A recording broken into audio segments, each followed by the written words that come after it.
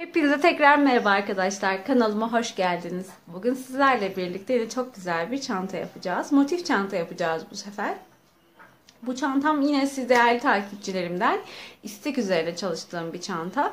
Öncelikle sizlere teşekkür ediyorum. Instagram sayfamdan bana resimler gönderip bu çantaya da örelim diye birçok istekte bulunuyorsunuz. Hepsini sırasıyla öreceğiz.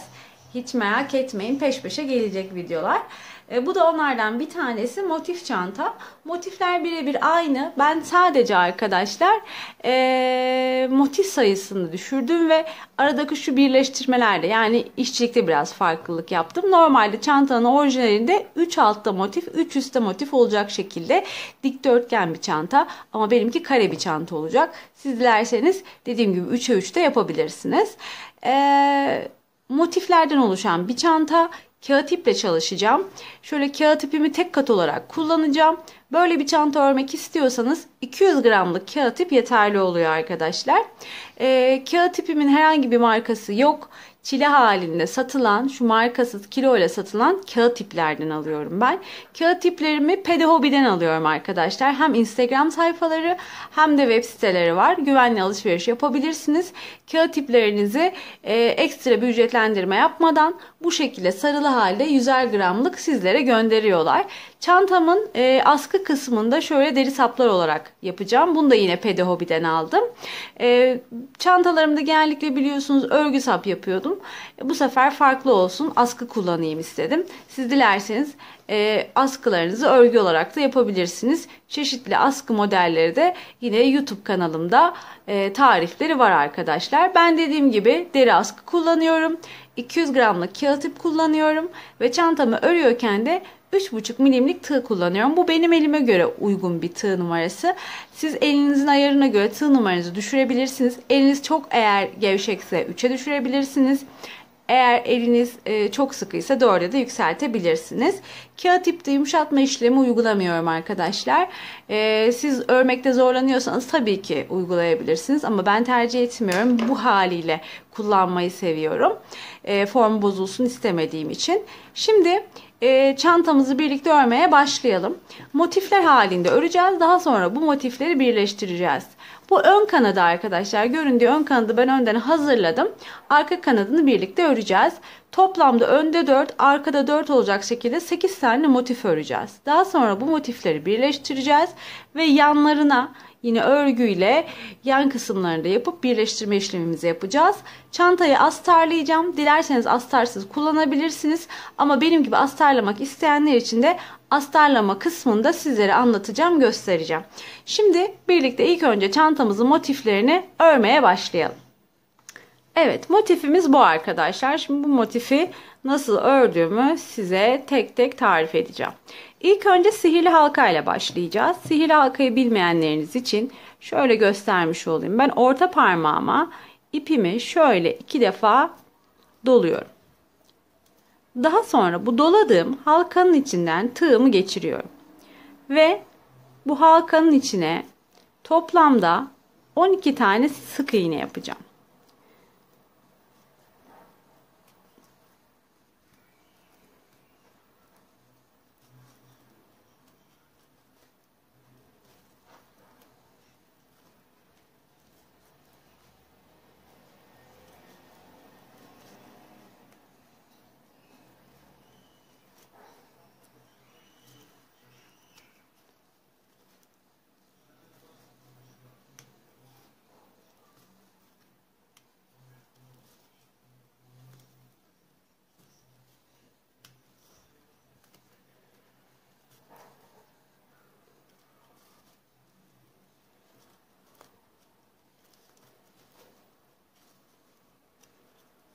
Şimdi parmağımı çıkarıyorum. 12 tane sık iğnem oldu.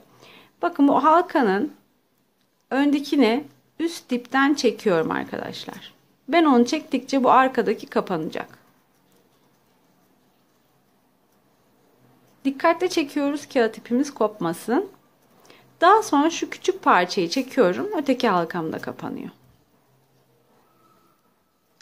Şimdi İlk yaptığım sık iğnenin tepesine şöyle şu ipi de alacağım ki onu da arada öreceğim, kaybolsun. Tepesine batıp ilmek çıkarıyorum. Çıkardığım bu ilmeği ilk ilmeğimin içinden geçiriyorum. Yani ilmek kaydırma yaptım. İlmek kaydırmayla sırayı kapattım. Şimdi 3 tane zincir çekeceğim bir sonraki sıra için.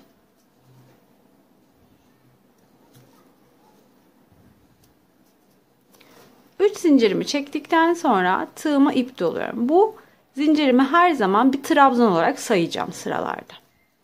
Tığıma ip doluyorum. Hemen bu zincirin dibine bir tane ikili trabzan yapıyorum. Bu sırada arkadaşlar alttaki 12 tane sık iğnemizin her birinin tepesine çifter batarak, yani hepsini ikişer tane ikili trabzan yaparak ilmek arttırma yapacağız. İp doluyorum. Bakın bir sonraki sırama, bir sonraki sık iğneme batırdım. İlmek çıkardım. İlk önce ilk 2 ilmeği tığdan çıkardım. Daha sonra diğer 2 ilmeği, yani ikili trabzan yaptım. İp doladım.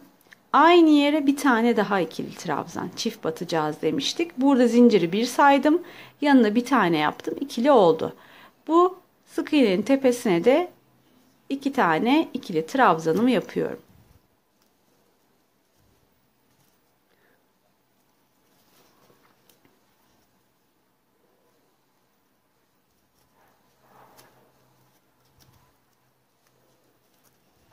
Bir sonraki sık iğnemdeyim. Buna da yine 2 tane ikili trabzan. Çok sıkı örmemeye dikkat ediyorum arkadaşlar. Toparlanma olmasın diye elimle de sürekli düzeltiyorum. 12 tane olan ilmek sayım 24'e çıkmış oluyor. Aralarda zincir çekmiyorum. Zincir çekmeden bütün sık iğnelere çifter batarak bu sırayı tamamlayacağım.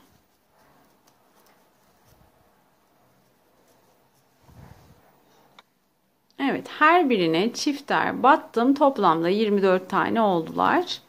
Ve şimdi ilk çektiğim 3 zincirin tepesine batıp ilmek çıkarıyorum. Çıkardığım ilmeği ilk ilmeğin içinden geçirip sırayı kapatıyorum. Ve elimle mutlaka düzeltiyorum. Çekiştiriyorum yani. Şimdi geldik bir sonraki sıramıza. Bir sonraki sıramda 4 tane zincir çekeceğim.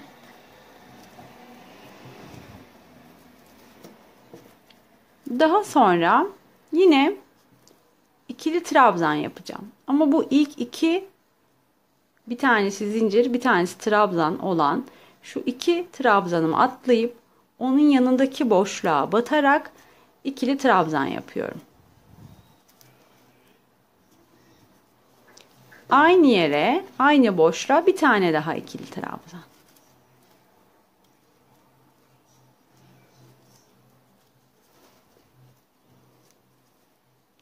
Diğer çifti atlıyorum yine. Yani bu ikili trabzanları atlıyorum, 2 taneyi. Yanındaki boşluğa yine 2 tane ikili trabzan.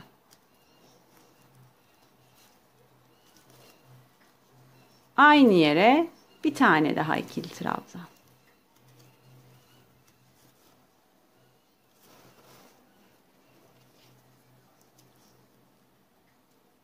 Çifter yapmıştık ya bir önceki sırada. Bu çiftlerin ara boşluklarını yapmış olduk. Şimdi yine 2 tane alttaki çifti, yani 2 tane ikili trabzanı atlayıp yanındaki boşluğa ikili trabzan yapıyorum. Aynı yere bir tane daha ikili trabzan.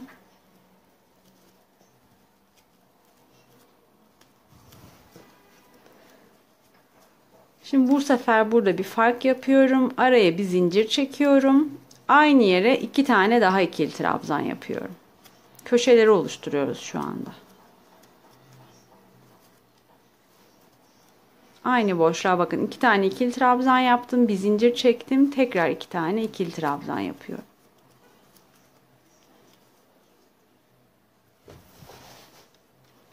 Şimdi yine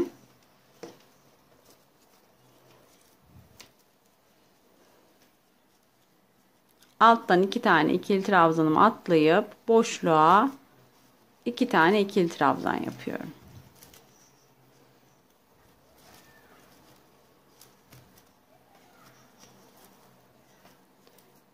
Tekrar 2 tane ikili trabzan atlıyorum. Ve yine 2 tane ikili trabzan yapıyorum. Şimdi tekrar köşe yapacağız.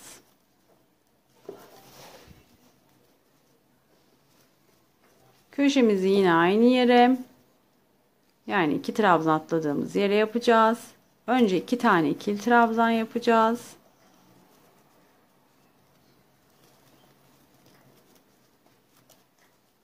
Daha sonra bir zincir çekeceğiz. Aynı yere 2 tane daha ikili trabzan.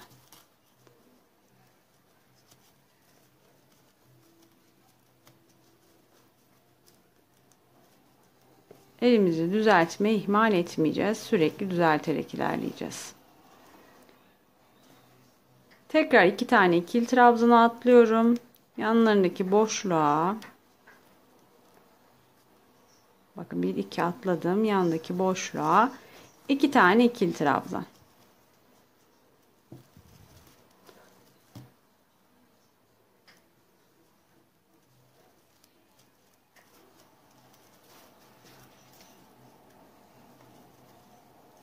Tekrar 2 tane ikili trabzan atlıyorum. Yanındaki boşluğa 2 tane ikili trabzan. Ve bundan sonra yine bir köşe yapacağız.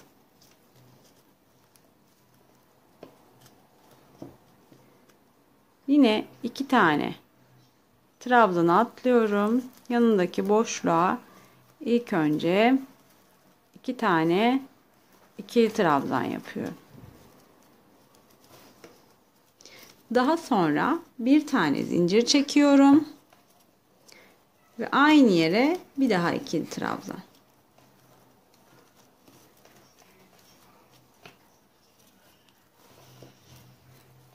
Sonra yine 2 tane ikili trabzanımı atlıyorum. Aradaki boşluğa 2 tane ikili trabzan. Tekrar 2 trabzan alttan atlıyorum. Aradaki boşluğa 2 tane ikili trabzan.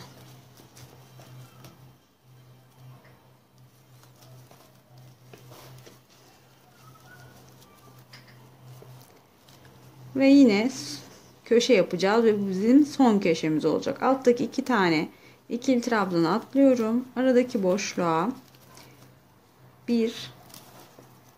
2 tane ikili trabzan,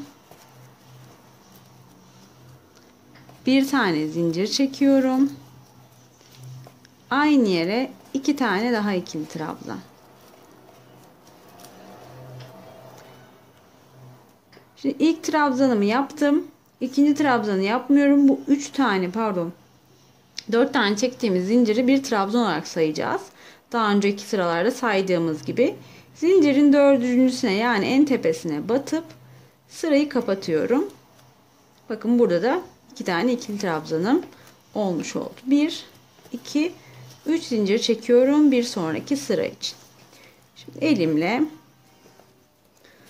örgümü düzeltiyorum. Kağıt ipi olduğu için mutlaka el ütüsü yapıyorum. Yani elle düzeltiyorum. Şimdi 3 zincirimi çektim. Bir sonraki sırama başlıyorum. Bu bizim son sıramız. Bu sırada altta hep 2 tane yapıyorduk trabzanları. 3'e çıkaracağız trabzan sayısını. Şimdi ilk önce bu 3 taneyi trabzan olarak sayıyoruz dediğim gibi. Bu trabzanın, şu görmüş olduğunuz trabzanın hemen dibine 2 tane ikili trabzan yapıyoruz ilk önce. 1 ve 2.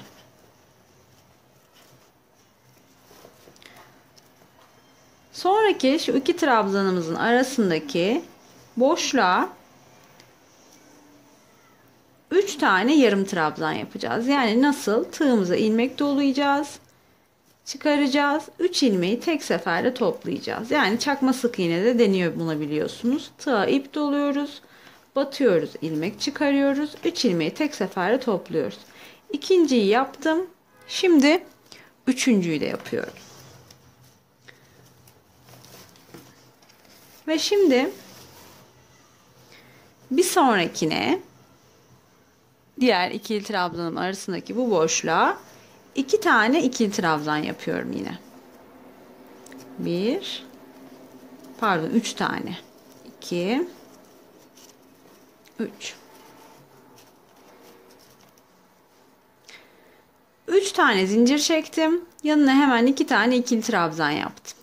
Sonraki boşluğa 3 tane yarım trabzan, sonrakine 3 tane ikili trabzan.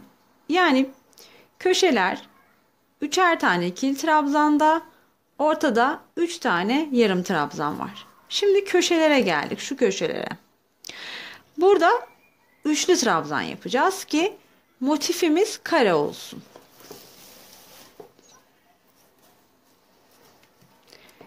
Burada da zaten aynı işlemi uyguladık. Bunları da ikili trabzan yapıp ortasındakini yarım trabzan yapmamızın sebebi kare görüntüyü verebilmek için. Şimdi arada bir tane zincir çektiğimiz şu orta boşluğa 3 tane üçlü trabzan yapacağız. Yani tığımıza ip dolayacağız. İlmek çıkaracağız. Çıkardığımız ilk ilmeği ilk önce öreceğiz. Daha sonra diğer iki ilmeği, daha sonra diğer iki ilmeği. Bu da üçlü trabzan. Bilmeyenler için göstermiş olayım. İlk önce ilk ilmek, sonra iki, sonra diğer iki. 2 tane üçlü trabzan yaptım. Şimdi bir tane daha yapıyorum.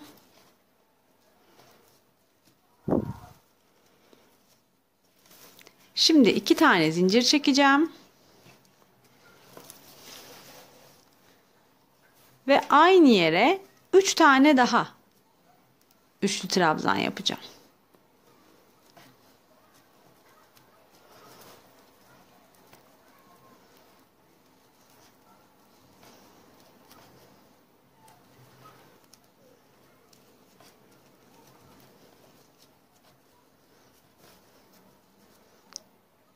Köşemizi yaptık. Şimdi diğer ikiliden, iki trabzandan sonraki boşluğa hemen 3 tane ikili trabzan. 1 2 ve 3. İpim dolanıyor. Evet. Sonraki ikili trabzandan sonraki boşluğa 3 tane yarım trabzan. 1 2 ve 3.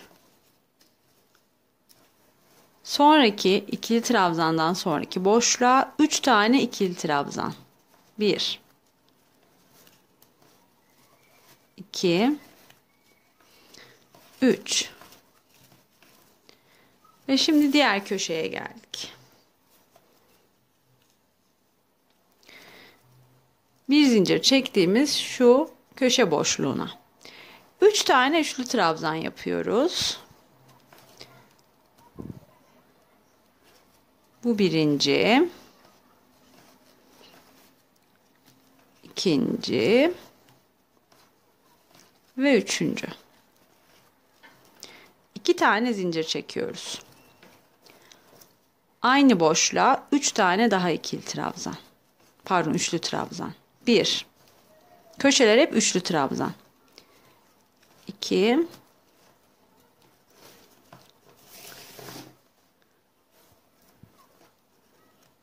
3.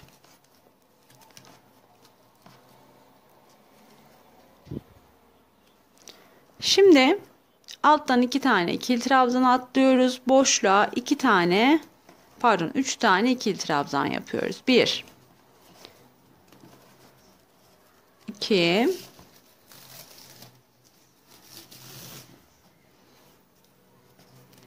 3. 3 tane ikili trabzanı yaptık. Bir sonraki ikili trabzan atlayıp boşluğuna, bakın bunu atlıyorum, boşluğa 3 tane yarım trabzan. 1 2 3.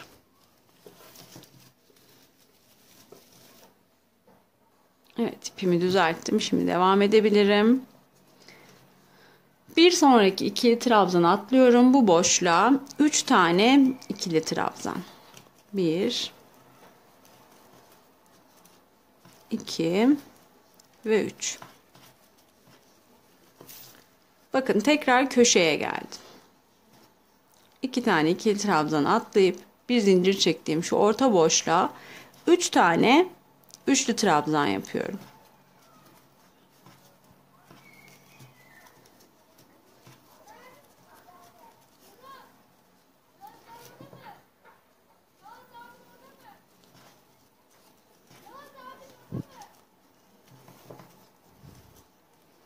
Hemen 2 tane zincir çekiyorum.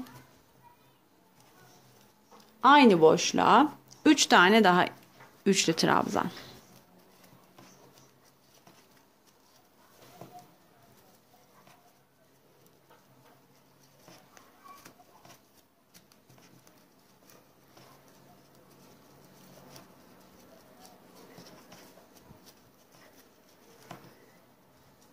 Bu köşeyi de yaptık. Şimdi alttaki 2 trabzanı atlayıp ortadaki boşluğa 3 tane ikili trabzan. 1 2 ve 3. Daha sonra yine ikili trabzanı atlayıp ortadaki boşluğa 3 tane yarım trabzan.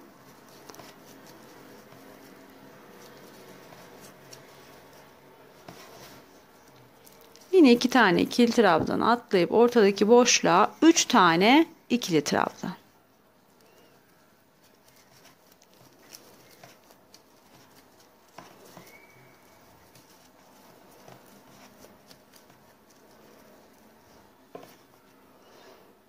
Şimdi geldik son köşeye. Hemen son köşemizi yapıyoruz. 2 tane ikili trabzan atlayıp bir zincir çektiğimiz bu orta boşluğa 3 tane üçlü trabzan yapıyoruz. Bu 1 2 ve 3.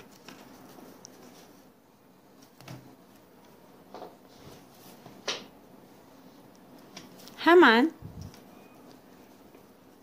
2 tane zincir çekiyoruz. Ve yine aynı boşluğa 3 tane üçlü trabzan.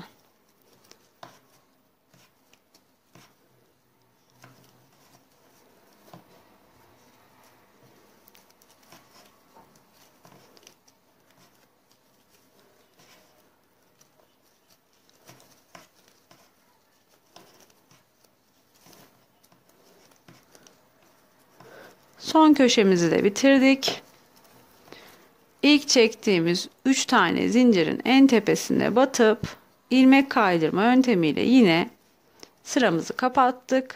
Bir zincir çektik ve ipimizi kesiyoruz.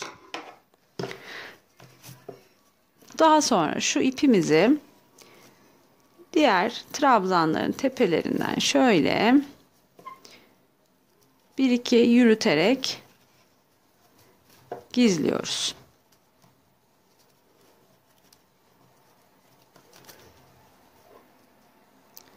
Motifimiz hazır. Dediğim gibi 4 önde 4 arkada olacak şekilde toplamda 8 tane motif yapıyoruz arkadaşlar.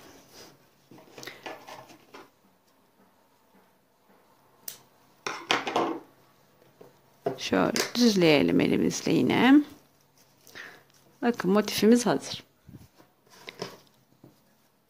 İkinci motifim de hazır ve benim diğer motiflerim de hazır. Şimdi bunları iğne yardımıyla birleştireceğim. Tığla birleştirmesini yapmayacağım. İğne ile yapacağım. Şimdi o kısma geçelim. Şimdi motifleri önüme koydum. Şimdi motiflerimizi birleştireceğiz. İğnemize ipimizi takıyoruz. Ucuna da düğüm atıyoruz. İğne yardımıyla birleştireceğim. Şimdi iğne yardımıyla söylediğim gibi birleştireceğim motiflerimi. Motiflerimizin kenar sayılarıyla dikkat etmemiz gerekiyor. Yani bunda 19 tane kenarı birleştirdiysek, 19 sık iğneyi birleştirdiysek işte bunda 20 taneyi birleştiremeyiz. Düzgün olmasını istiyorsak. Şimdi iki motifi şöyle bakın. Bunlar ön yüzlerimiz. Bunlar arka yüzlerimiz. Ön yüzleri dışarıya bakacak şekilde ikisini üst üste getiriyorum. Şu köşeler var ya arkadaşlar, iki zincir çekip yaptığımız şu köşeler. O köşedeki zincirin bir tanesine şöyle şuraya yani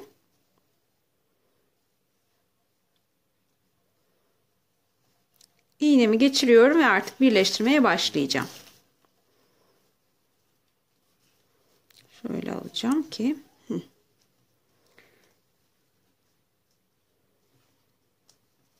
diğerinde de aynı şekilde bakın. Zincire, sondaki zincire karşılıklı denk gelmesine dikkat edeceğiz. Şimdi şunu yaptım. İlk önce köşelerden birleştirme yaptım. Şimdi dikkat etmemiz gereken nokta şu. Sadece arka kanatlarına batarak birleştirmeleri yapacağım. Bakın V şeklinde. Şöyle görünüyor mu? Evet. Şöyle V şeklinde. Sadece şu arka kanatlara iğnemi batırıyorum. Diğerinde de aynı şekilde. Şöyle tutarsak, ben görün diye size düz tutuyorum. Normalde yapıyorken arkadaşlar şöyle üst üste getirin. Böyle bu şekilde dikin.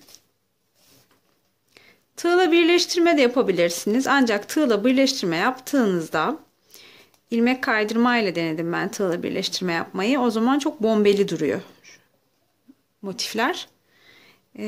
Çantanın formu güzel olmuyor. Bakın buradakinde arka kanatta, öndeki parçanın arka kanadına iğneyi geçiriyorum. Tığ diyorum, artık o kadar alışmışım ki tığ demeye. Diğer parçanın da öndeki kanadına. Yani şöyle yan yana koyduk, şu iki kanadı birleştiriyorum. Direkt tamamını da dikebilirsiniz. Ben sadece böyle görsellik açıdan, dediğim gibi görselliği iyi olsun diye bu şekilde birleştirme yapıyorum. Bu şekilde dike dike birleştireceğiz.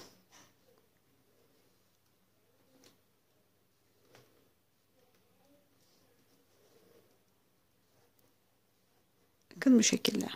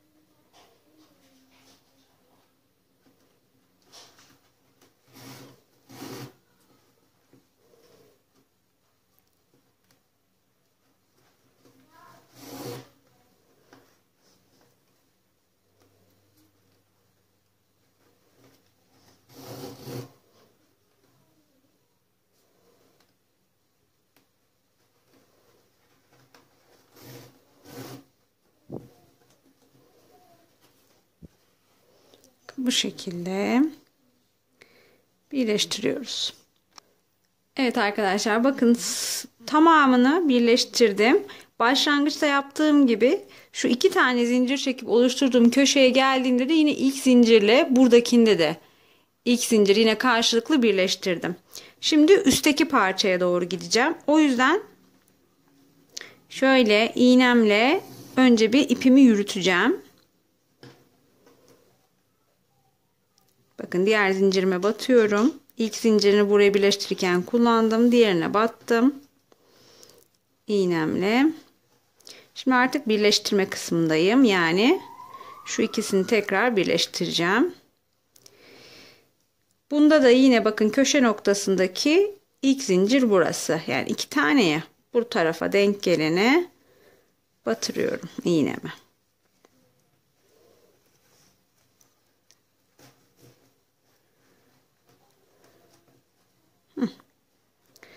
Ve yine aynı yöntem.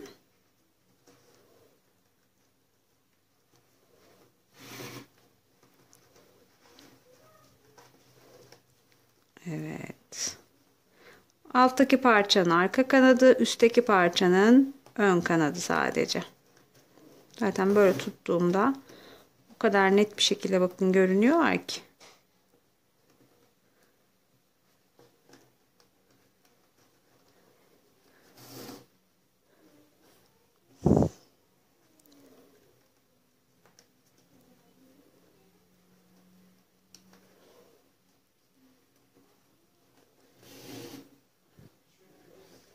Böyle bu şekilde burayı da sıra sonuna kadar birleştireceğim. Sonra orada ipimi keseceğim. Bu parçayı da bu tarafta birleştireceğim.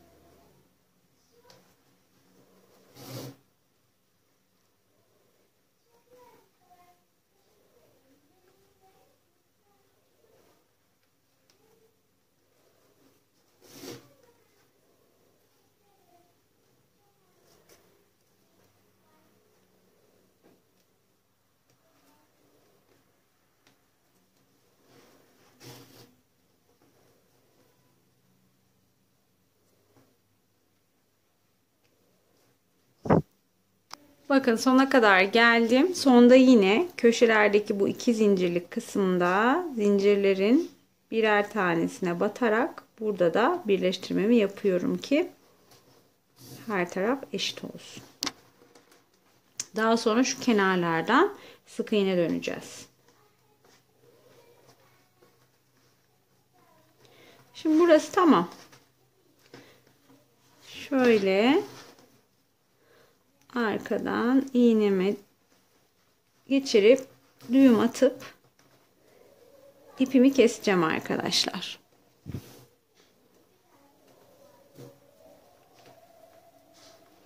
Düğüm işlemini sıkı olsun, garanti olsun diye 2 kere tekrar ettim. Şimdi geldik diğer kısmı birleştirmeye, yani şu parçayı. Burayı da aynı mantıkla birleştireceğiz tabii ki. Yine köşedeki zincirin bir tanesine, yani diptekine iğnemi geçiriyorum. Aynı şekilde karşı taraftaki köşenin zincirine de geçiriyorum. İlk önce iki köşeyi birbirine tutturuyorum. Daha sonra alttaki parçanın arka kanadı, üstteki parçanın ön kanadı olacak şekilde dikmeye başlıyorum.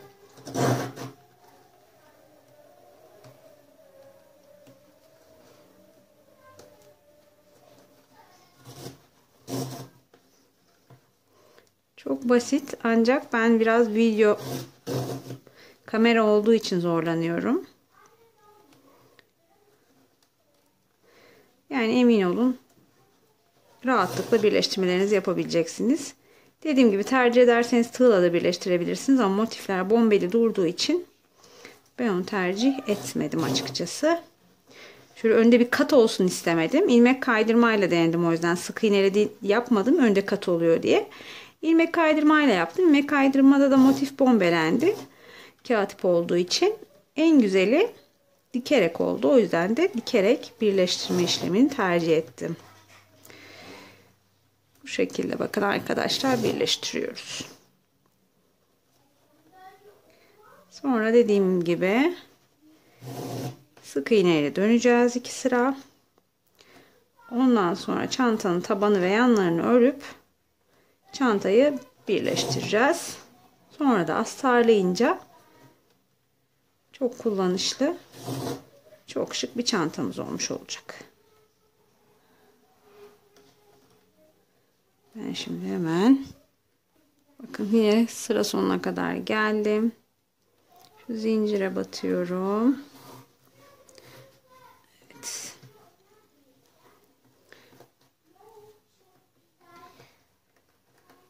Aynı şekilde yine birleştiriyorum.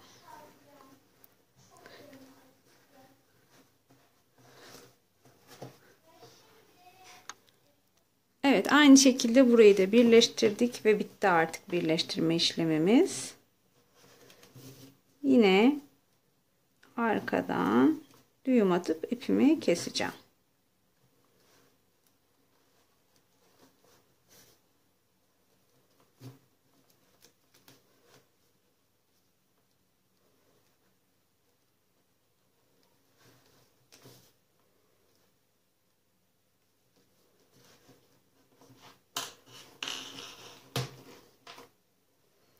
Tamamdır. Şimdi dediğim gibi çantamızın kenarlarını örme kısmına geldi. Yani kenarları derken motiflerin bu kenarlarını öreceğiz. Şöyle 2 sıra sık iğne yapacağız.